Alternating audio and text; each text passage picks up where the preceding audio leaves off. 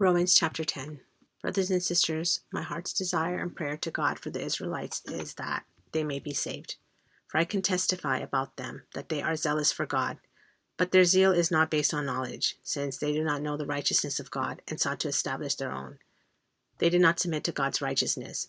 Christ is the culmination of the law, so that there may be righteousness for everyone who believes.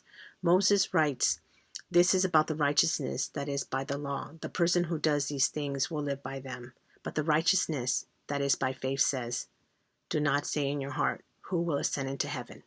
That is, to bring Christ down. Or, who will descend into the deep? That is, to bring Christ up from the dead. But what does it say? The word is near you. It is in your mouth and in your heart. That is, the message concerning faith that we proclaim. If you declare with your mouth Jesus is Lord and believe in your heart that God raised him from the dead, you will be saved.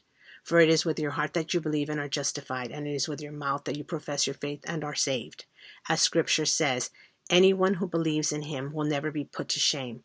For there is no difference between Jew and Gentile. The same Lord is Lord of all, and richly blesses all who call on him. For everyone who calls on the name of the Lord will be saved. How then can they call on the one they have not believed in? And how can they believe in the one whom they have not heard? And how can they hear without someone preaching to them? And how can anyone preach unless they are sent? As it is written, how beautiful are the feet of those who bring good news. And not all the Israelites accepted the good news. For Isaiah says, Lord, who has believed our message? Consequently, faith comes from hearing the message, and the message is heard through the word about Christ. But I ask, did they not hear? Of course they did. Their voice has gone out into all the earth, their words to the ends of the world. Again, I ask, did Israel not understand?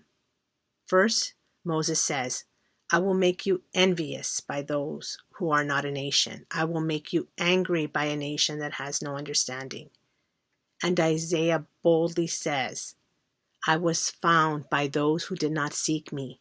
I revealed myself to those who did not ask for me.